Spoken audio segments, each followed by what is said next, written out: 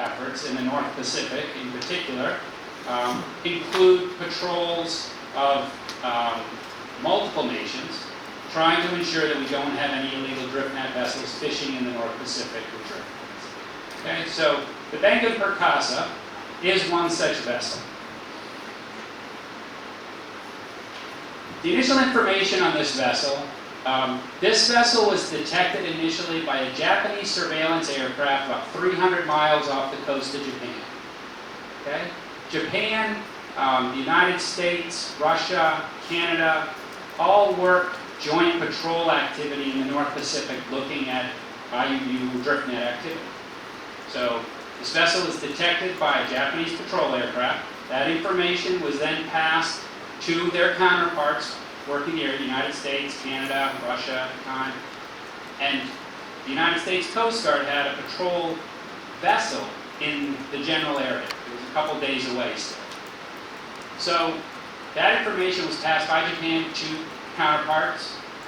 Canada flew a reconnaissance aircraft out of Alaska, working jointly with us, relocated the vessel a couple days later when the U.S. Coast Guard cutter was close by. Once it was relocated, and the U.S. Coast Guard flew a helicopter on top of it, marked it, detected the fishing gear. The vessel at that point claimed Indonesian registry. Okay?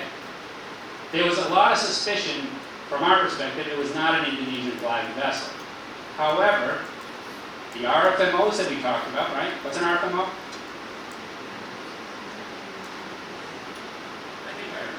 Okay, Regional Fishery Management Organization. Okay. Indonesia at the time was a cooperating member of the Western Central Pacific Fisheries Commission, WCPFC. What WCPFC has in their agreement is all members agree to reciprocal boarding by other members of their vessels operating in the WCPFC region. So this vessel, unbeknownst to them, by choosing the Indonesian flag, subjected themselves to a U.S. boarding, with notification made to Indonesia that we intended to board, and a request to Indonesia, was this vessel in fact their vessel? Okay. Indonesia very quickly responded after checking their records that it was not their vessel and refuted the vessel's registry. Okay? We've already boarded the vessel and found significant violations of WCPFC rules. Okay? When Indonesia refuted the registry, we determined that the vessel was not in fact Indonesian, was fraudulently claiming Indonesian registry. Got concurrence from Indonesia. We declared the vessel a stateless vessel, so a vessel without a flag. And it differs from country to country, so I won't say that this is how you all would react, but under international law, the United States views a stateless vessel, or a vessel without a flag, as subject to all flags jurisdiction. So from our perspective, we then declared that vessel a U.S. vessel, and since the U.S. prohibits drift net fishing at all, we basically took law enforcement action as if it was a U.S. vessel. Okay? So in that case, that vessel, you had coordinated patrol activity by 3 different countries. You had cooperation through the RFMO of additional countries, including the one that was claimed registry for. You had quick response from Indonesia in this case on the vessel registry. It was not their registry. They did the verifications. So this is truly an international effort. So the downside for us, and a lesson learned, for those of you that, as a law enforcement officer, my whole career was like, you want that arrest, you want that seizure, you want that bust. I found the downsides to it with this vessel. So, this is just some of the initial information.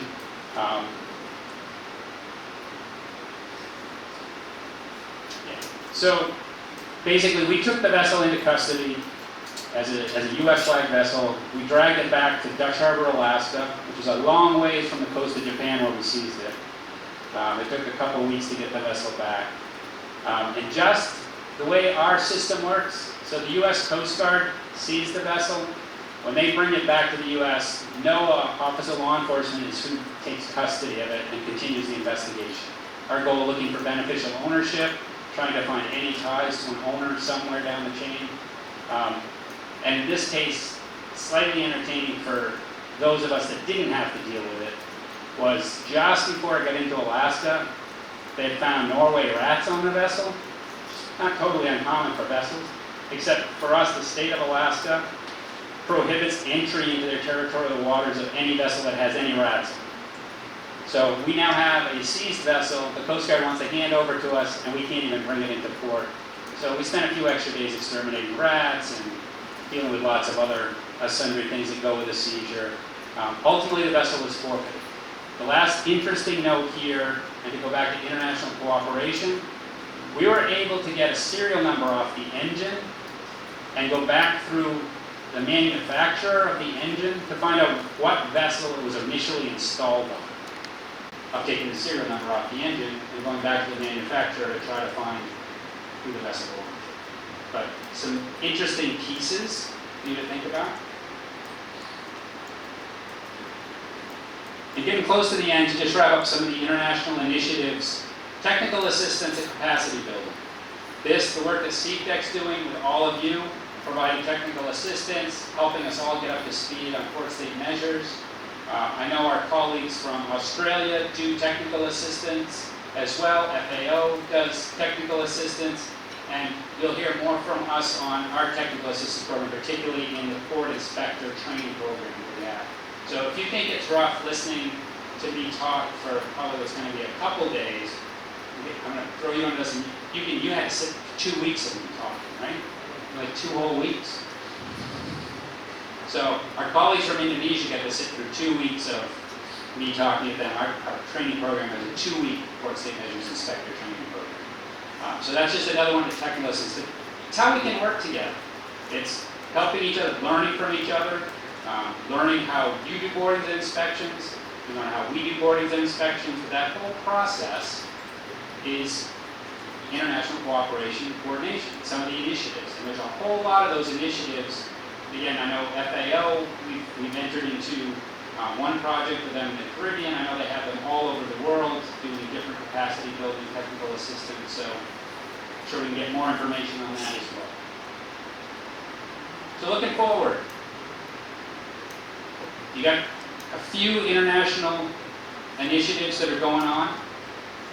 We've got to fully utilize the tools that are available to us. Port state measures is one tool. We're going to focus on it this week.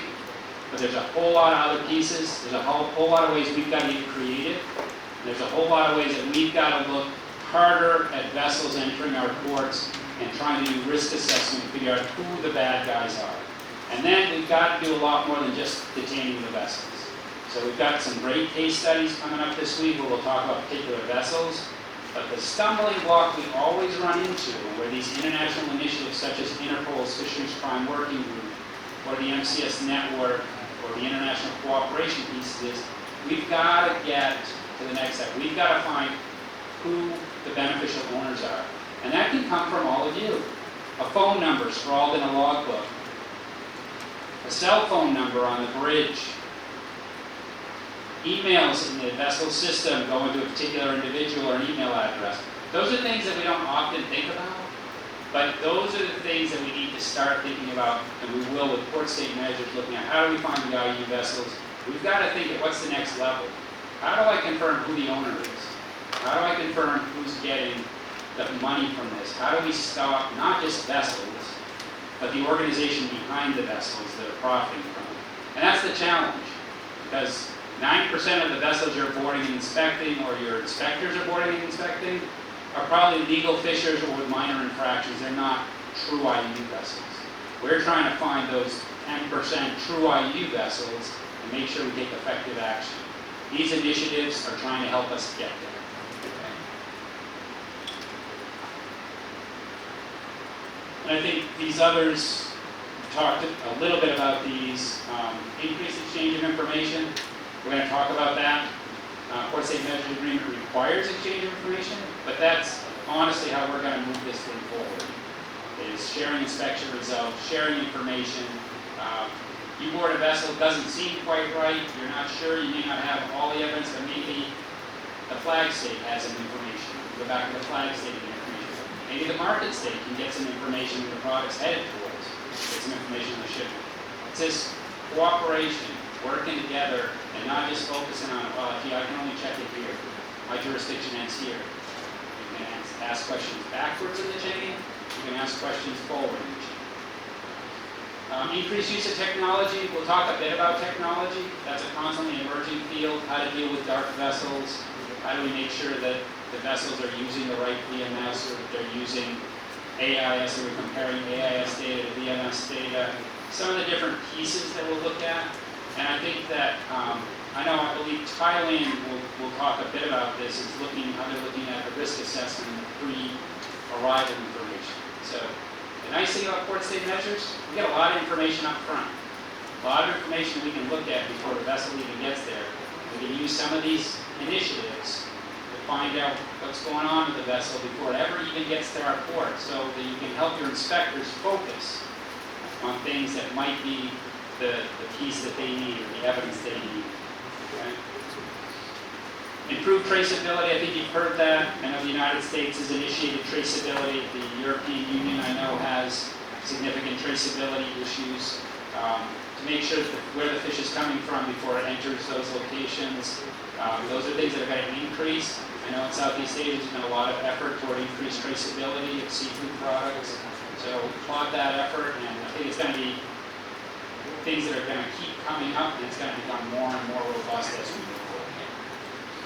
I mean, the technical assistance and cooperation. This workshop is fantastic. We really appreciate the opportunity to be here. I hope that I will sleep the rest of the sessions. I'm going to go with this as the first morning, so it's a little rougher. But it'll get a little more interesting. Our portion's moving on from here.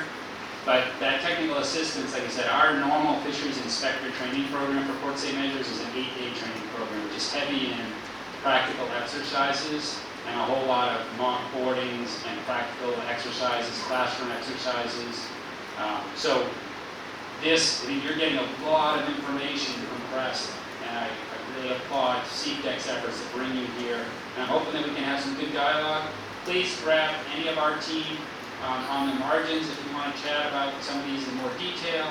I'm hoping that I'll hear a lot more from you the next sessions, because if you haven't figured it out, you only have to listen to you about a half hour, and it's painful if you're going to just make me talk and you're going to just listen. So hopefully that'll do it. But that's where we're at. Any questions? I'd be glad to answer any questions that you might have. Yes, sir. Yeah, I'm interested with regards to your last presentation, the last slide, with regards to the technical assistance and cooperation. I would like to ask what specific type of technical assistance would you support for the PSMA countries?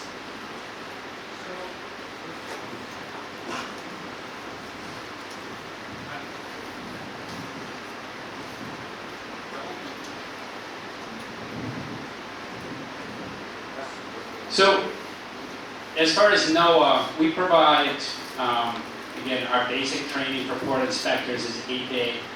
We have folders for all of you that we will hand out. We actually will be training specifically on Wednesday and Thursday. We'll have a folder that gives you examples of all of our training programs that we offer for technical assistance. But the basics for port inspector, we have a port inspector training program, which is 8 days, 8 total training days. We have a counter IUU, a broader counter IUU training program, which is also, is that one 8 days, Catherine?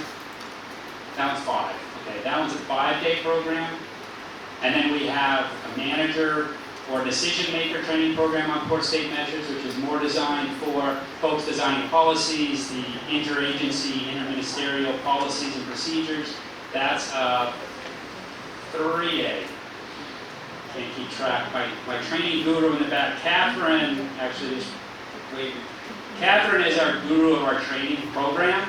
So if you have questions, she may be best able to answer, but we'll have sample training programs at all of our programs in our training folder that we'll give to you on Wednesday. Okay. Hopefully that helps, but we'll give you more details as we go forward. Deeply in terms of the international tools. So for this slide, how can international standard linked with the applicant, the national implementation to fulfill the IUU fishing challenges that kind of the looking forward the future activities that can, especially for the last one, technical assistance and LE, you mean the legal enforcement?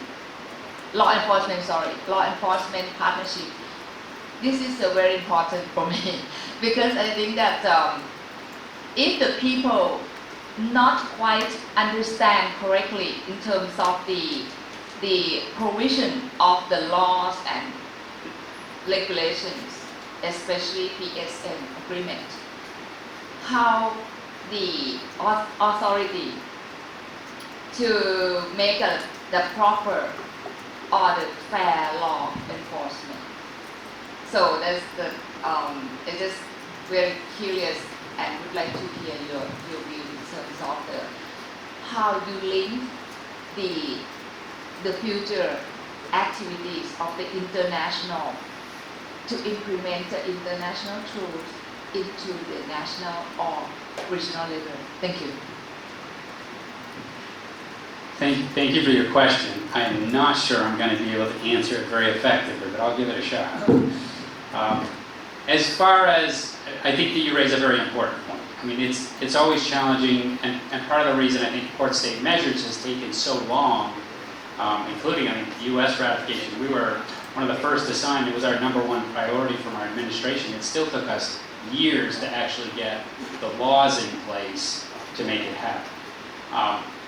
As far as how to try to look ahead and work within your own system, I know that we have done some work here in Thailand trying to provide some technical assistance, not only for the fisheries enforcement officers on an operational law enforcement level, but also with prosecutors and judges. I know that we worked with them in Pattaya, we did a workshop, and also our general counsel. So our lawyers have provided training, and we can provide that in our technical assistance is how to develop laws that effectively implement and try to look forward at the next round of challenges. As far as the broader using all of the international tools that are available, I think that is incredibly challenging, but that's part of where we're trying to bring up things like Interpol or the MCS network. That doesn't necessarily help with the national laws, although I believe the FAO has done a lot of work looking at the legal frameworks and the requirements of the agreement and then how to implement that with domestic law. Likewise, our manager training that we provide on port state measures touches on the needs for the legal frameworks that are necessary to implement. I don't know that solves the challenge of how do we make it happen and work within our national system, but we do have, I think, quite a few resources that can provide an overarching guidance on what's needed and then how those pieces might fit together from both a legal and operational perspective so that as you're developing your nation's laws, that you can build that in so it's kind of a best practices. I'm not sure if that answered your question or not. So please tell me if I did not touch on the issue that you wanted me to address. Thank you for your clarification and your response. Yeah, most of your answer my question, but I have a little bit more concern. Actually, you mentioned about the public prosecutor or even police. When, I mean, from my observation, they enforce the cases, so many IUU fishing cases with the criminal case, which is not the same. The IUU fishing is kind of we have the ultimate goal in terms of the conservation and management measures. Some people, especially some officers, still unclear about this. So that's why I express my concern in this room because I would like to request bring up some fundamental issues in terms of the law enforcement in this region that is not a criminal case. Thank you. Thank you. I won't address specifically Thailand, because however Thailand determines to do it, it's certainly up to Thailand. What I will say is from a U.S. government perspective and our philosophy is that you need to have both civil administrative fines options for illegal fishing as well as criminal sanctions available for illegal fishing. And that it's critical that you have both of those pieces. Because from our perspective, you'll often hear us say, what we do, NOAA Office of Law Enforcement, our U.S. Coast Guard, we combat IUU fishing and crimes associated with IUU fishing. And the nuance there is that while some IUU fishing is tied to criminal activity, not all IUU fishing is criminal. And so we advocate for making sure that you have a broad spectrum of tools available so that the prosecutor can choose. And I'll talk about it a little bit on Wednesday, but in particular for us, our fisheries statutes, we have both our NOAA Office of General Counsel, which are our prosecutors from a civil administrative side. They issue fines, they seize vessels, they seize catches, they take away permits, those types of activities. And then we also work with our U.S. Attorney's Office for criminal matters. And we think it's important because some fishing activity that's illegal warrants criminal prosecution, but not all. So you have to have all the tools available that allow for deterrence. So whether that's civil cases and you get fines for some activity, and others is criminal and needs criminal, but we advocate that you need to have all of those tools, because in general, much illegal fishing could very well be handled in a civil way, but you need to have those criminal tools for those egregious offenders or those that knowingly violate the law in order to make sure that you can cover both. That's our position, and that's how we've implemented port state measures in many of our statutes, but we do advocate for both. And I'll give a case study. I don't know if you're familiar with Antonio Vidal in Spain. It was a very interesting story, and I fear that I'm going over time. Where am I? I didn't know if I'm getting cut off here, if I can keep going, or... I think I'm past my time, aren't I? Yeah, so I'll be glad to talk to you. We'll weave that case study into our discussions on Wednesday and Thursday, but it's a great example of why you need to have all the tools, because if you rely just on criminal or just on civil administrative, you can get yourself sideways and not actually have the desired effect that you're trying to get to. I hope that answered your question.